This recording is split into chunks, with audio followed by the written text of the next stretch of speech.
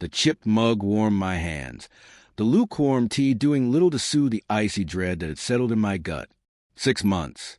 6 months of gut-wrenching suspicion, of stolen glances, of late nights at the office that stretched into early mornings, of a subtle shift in her perfume. A scent I didn't recognize, something musky and unfamiliar that clung to her like a second skin. 6 months of her laughter, bright and breezy, dismissing my concerns as anxieties of a man clinging to a dying marriage. Months of carefully constructed lies, so expertly woven they almost convinced me. Almost. It had started subtly. A missed call from an unknown number, a deleted text message glimpsed on the screen's reflection.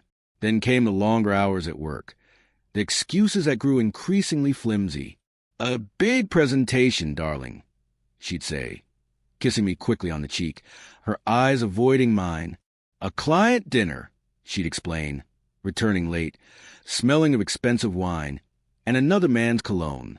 I'd swallow my anxieties, force a smile, and ask about her day, the questions hanging heavy in the air, unanswered.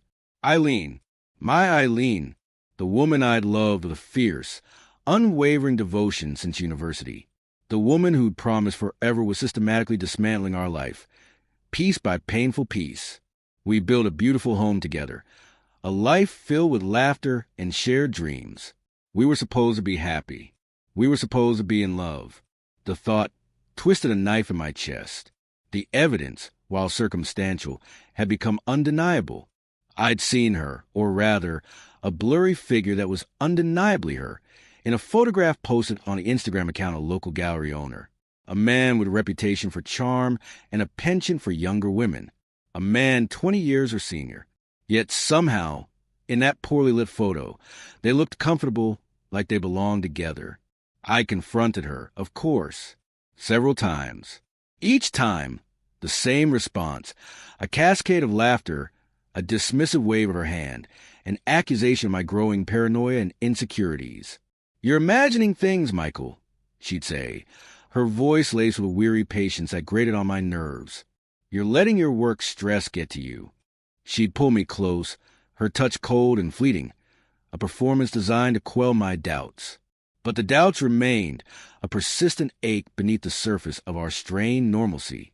Then came the detective, a last resort, a desperate act of a man clinging to the fragile threads of his sanity. I'd spent weeks agonizing over the decision, battling the guilt and shame. But the growing uncertainty had become unbearable. The detective's report, a stark, brutal document, detailed her movements, her meetings, her clandestine rendezvous. It was a cold, clinical dissection of our life, revealing the truth with a chilling precision.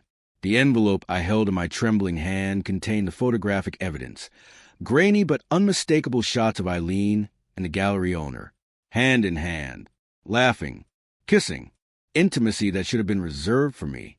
The detective had spared no detail, documenting their trips to expensive restaurants, their weekend getaways. The images were a cruel mockery of our shared life, of the vows we'd exchanged, of the trust I'd foolishly placed in her. I'd chosen a neutral location, a small, empty conference room in the building where I worked. The sterile environment seemed fitting for the brutal conversation that lay ahead.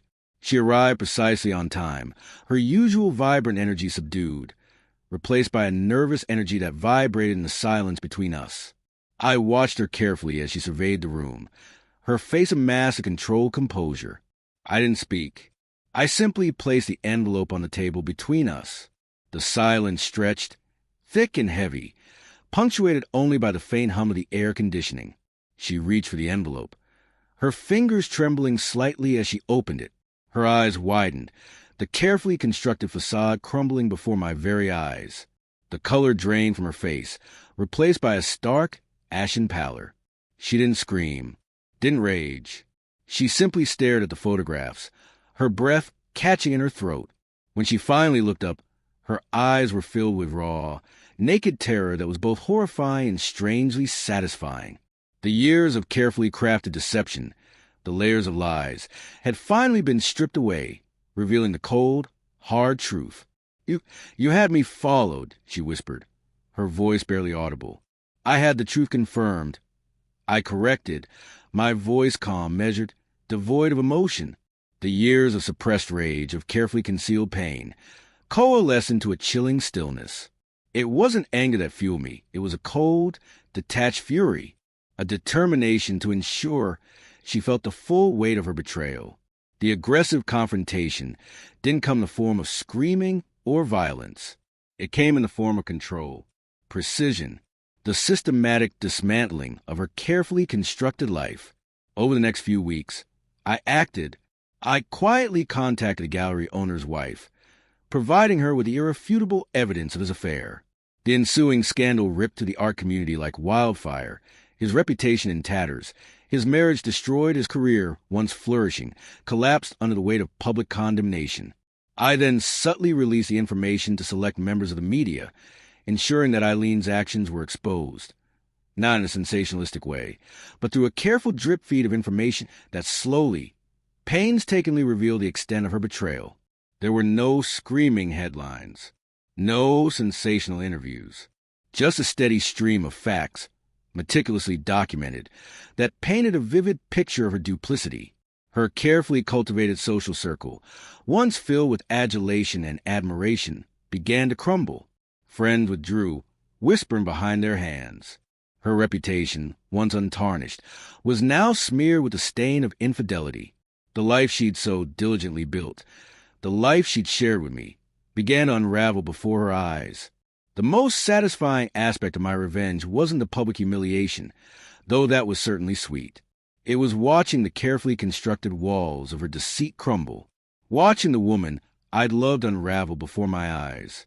The tears, the desperate pleas, the attempts to regain control, all were met with chilling indifference. Her attempts at reconciliation were met with cold silence. The hurt, the betrayal, the years of carefully suppressed pain had left me hollow. I simply couldn't forgive her. I initiated divorce proceedings, ensuring she received a fair settlement, but nothing more. She lost her share of the house, the car, the life we'd built together. She lost her reputation, her social circle, her lover. She lost everything. And in losing it all, I felt a strange sense of peace. The rage had subsided, replaced by a quiet acceptance. The world hadn't ended. It simply shifted, rearranged itself in a way that, although painful, felt finally, truly mine. The silence, once filled with the echoes of her lies, now held a different kind of stillness. The stillness of a life reclaimed, of a future free from the weight of betrayal.